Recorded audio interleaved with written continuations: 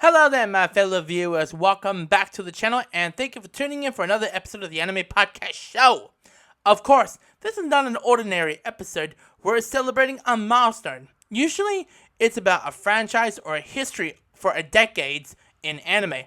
This time around, I'll be talking about anime studios, who started for all of these franchises. So, we would start right here in this episode for this studio. So, what studio am I talking about? Well, it's a very huge milestone for Studio Deen, because it's been 50 years. Wow, 50 years, that's a very long bloody time. So, let's explore of the history of Studio Deen.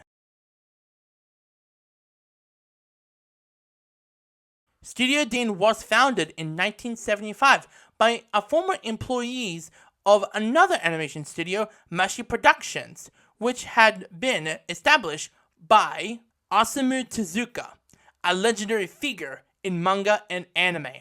In its early years, Studio Deen working on various projects, providing animation support and working as an outsourced studio for other studios for what they can use for.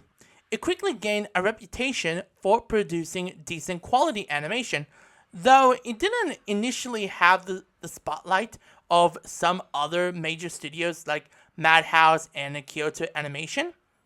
During the 1980s and 90s, Studio Deen became to establish itself for more prominent in the anime industry. For one of the most notable early works from them, and that would be Utsuri Atsura from episodes 107 to 195 to Ranma Half 1989 to 1992. Ranma earned a strong fan base and became a highly regarded in the anime community. Another major project that helped solidify Studio Deen's position was the adaptation of Rurouni Kenshin from episodes 67 to 95. While the series was produced by another studio, it was through their involvement in a later OVA series that Deen gained access to, particularly the well-regarded Rurouni Kenshin's Trust and Betrayal, which gained a mature themes and beautiful animation and tells a great storytelling, but never got adapted to the Jinchuku arc. Throughout the 2000s and 2010s, Studio Deen worked on various adaptations of popular anime titles, including Fruits Basket. This was a major success for the studio and helped them gain attention from broader audiences. During this time, the studio really started to dive into like a different genre for anime in general in their profile, tackling everything from psychological horror to fantasy, slice of life, and even comedy. It wasn't just about action or romance anymore. Deen was experimenting with other different types of genres that Studio Deen is experimenting on with different vibes. Then a big shift came in 2006 of the release of Higurashi When They Cry. This series is a perfect example of how Deen was able to handle something darker, more psychological, and full of suspense. It's a twisted, eerie horror story with tons of mystery and mind-bending plot twist. It really broke the mold of showing that Deen could more than just doing a shoujo or action show. Higurashi was definitely a game changer. It wasn't just been scares, it also had this deep emotional impact, making the audience question who they could trust, which characters would survive, and how dark the story was willing to go. It became a huge success and spawned for over multiple seasons, reboots, follow-ups here and there. But Studio Deen has an ability to take on a complex, multi-layered narrative. But then we move on to 2016, and Studio Deen once again surprised us by dividing into the isekai genre. And one of my favorite shows from them, and that will be Konosuba, God's Blessing on This Wonderful World. It actually came as a game changer for the isekai genre, which at the time was already gaining massive popularity thanks to shows like SAO, Sword Art Online.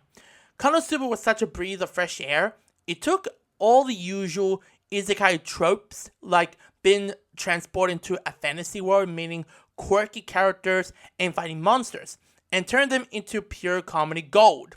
Instead of your own heroic character, we got this bullshit character, and he's always complaining a lot, and his name is Kazuma. Kazuma Sato, who we more relate, and we can relate to Kazuma.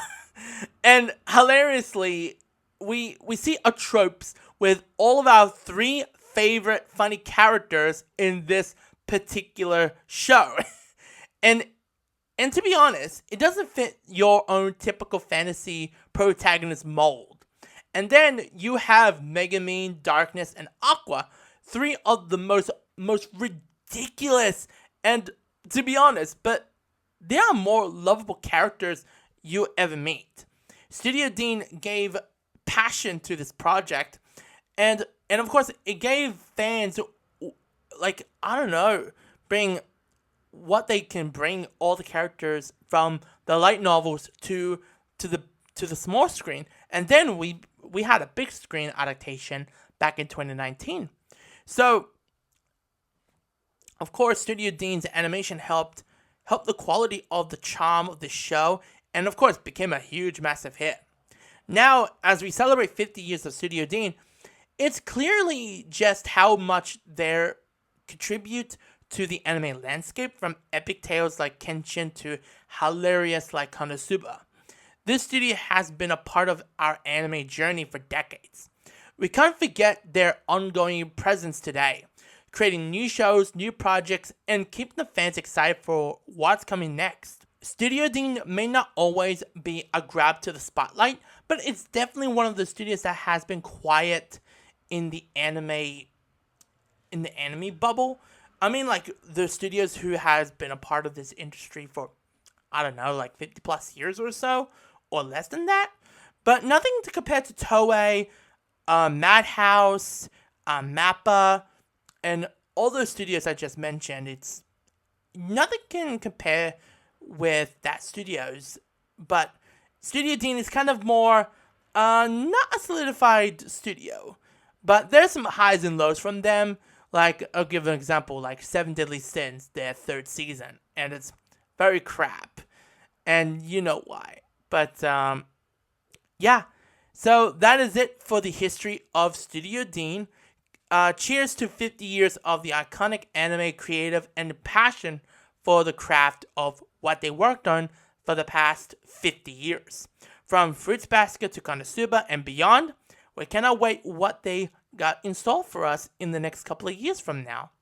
So, that is it for the podcast anniversary. Hope you guys enjoyed it. Please comment, like, and subscribe. And check out more content if you haven't done it yet.